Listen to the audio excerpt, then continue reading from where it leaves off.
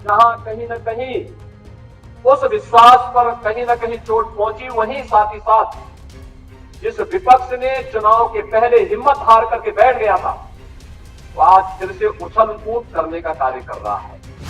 लेकिन जैसा वोटों की शिफ्टिंग होती है और कहीं पर जब हम लोग ये मान करके चलते हैं कि आत्मविश्वास में कि हम तो जीत ही रहे हैं, तो स्वाभाविक रूप से वहां पर कहीं ना कहीं हमें खामियाजा भी भुगतना पड़ता है। लोकसभा चुनाव में हार के बाद उत्तर प्रदेश भाजपा इकाई की पहली बैठक में मुख्यमंत्री योगी आदित्यनाथ का बड़ा बयान सामने आया। यूपी के मुख्यमंत्री योगी आदित्यनाथ ने रविवार को कहा कि अति आत्मविश्वास की वजह से बीजेपी को लोकसभा 2024 में नुकसान है। नमस्कार, मैं हूं शारदा सिंह और आप देखना शुरू कर चुके हैं दी कंट्राव। दरअसल रविवार को लखनऊ में बीजेपी की प्रदेश कार्य समिति की बैठक हुई। बता दें कि लोकसभा चुनाव के बाद प्रदेश कार्य समिति की ये पहली बैठक थी। उत्तर प्रदेश कार्य समिति की बैठक को संबोधित करते हुए आदित्यनाथ ने कहा, जहां कहीं न कहीं उस विश्वास पर कहीं न कहीं चोट पहुंची, वहीं साथ ही साथ जिस विपक्ष ने चुनाव के पहले हिम्मत हार करके बैठ गया था, वो आज फिर से उछल कूद करने का कार्य कर रहा है कि भाजपा पिछले चुनावों के अपने वोट शेयर को बनाए रखने में कामयाब रही, लेकिन वोटों का ट्रांसफर हुआ और अब पराजित विपक्ष फिर से उछल कूद रहा है। यहाँ आपको एक खबर की जानकारी दे दें कि एक दिन पहले ही 7 राज्यों में 13 विधानसभा सीटों में से विपक्ष ने 10 सीटें जीती। इसके बावजूद योगी विपक्ष को पराजित बता रहे हैं। मुख्यमंत्री ने कहा, पीएम मोदी के नेतृत्व में हमने 2014, 17, 19 और 22 के चुनावों में बड़ी सफलता हासिल करते हुए यूपी में विपक्ष पर लगातार दबाव बनाए रखा था।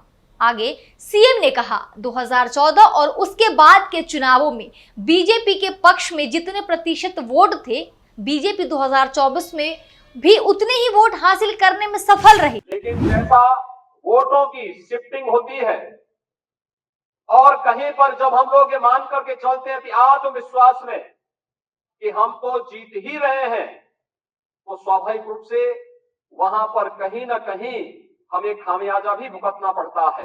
लेकिन वोटों की शिफ्टिंग और अति आत्मविश्वास ने हमारी उम्मीदों को नुकसान पहुंचाया है। बैठक के समापन सत्र में मुख्यमंत्री ने कहा, विपक्ष जिसने पहले हार मान ली थी, आज फिर उछल कूद रहा है। 7 राज्यों में उपचुनावों में भाजपा के नेतृत्व वाले एनडीए के निराशाजनक प्रदर्शन के एक दिन बाद आदित्यनाथ की टिप्पणी आई है। इंडिया गठबंधन की पार्टियों ने 13 विधानसभा क्षेत्रों में से 10 पर उपचुनाव में जीत हासिल की, जबकि भाजपा 2 और 1 सीट निर्दलीय के खाते में गई।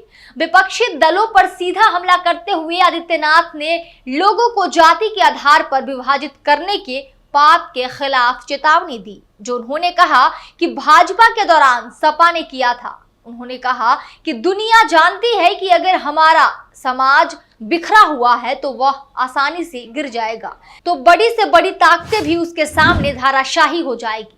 हालांकि योगी आदित्यनाथ विपक्ष पर जातिवाद राजनीति का आरोप लगा रहे, जबकि भाजपा खुद हिंदू वोट बैंक को अपने कब्जे में रखने के लिए ध्रुवीकरण की कोशिश करती रहती है। लेकिन भाजपा इस सत्य को स्वीकारती नहीं। मुख्यमंत्री ने कहा, हमें सोशल मीडिया प्लेटफॉर्म का इस्तेमाल करना होगा। सोशल मीडिया का इस्तेमाल करके विपक्ष और विदेशी एक साजिश में शामिल थे और इसमें सफल भी हुए। लेकिन भाजपा बहरहाल एक राष्ट्रवादी पार्टी है। आदित्यनाथ ने कहा कि बीजेपी कार्यकर्ताओं को देखना होगा कि सोशल मीडिया पर क्या चल रहा है। हमें तुरंत अफवाहों का खंडन करना होगा। हमें अनुसूचित जाति के महापुरुषों के बारे में भी बीजेपी के विचारों के बारे में बात करनी होगी।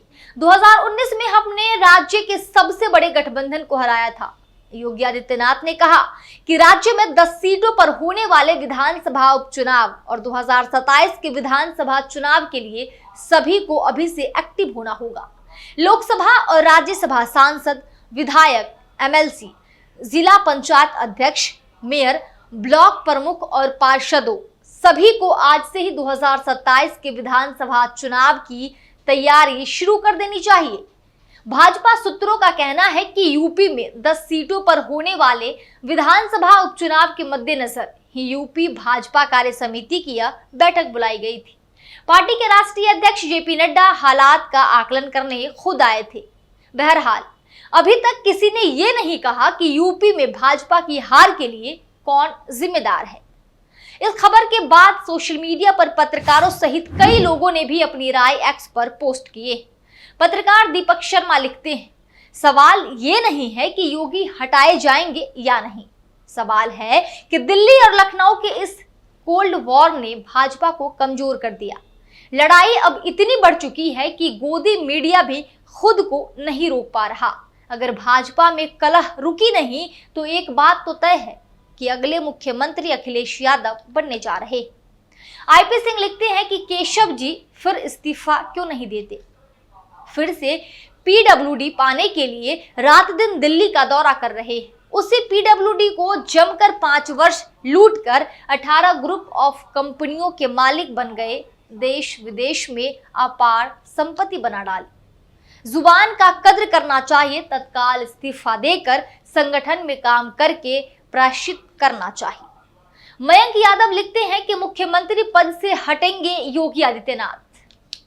भाजपा ने आज जो मीटिंग की है उसमें योगी आदित्यनाथ को हटाने का निर्णय लिया गया है। इस खबर पर आपकी क्या राय है, कमेंट सेक्शन में हमें जरूर बताएं। अगर आपको ये वीडियो पसंद आया हो तो वीडियो को लाइक करें और चैनल को सब्सक्राइब करना ना भूलें। देखते रहिए दी घंटा। शुक्रिया।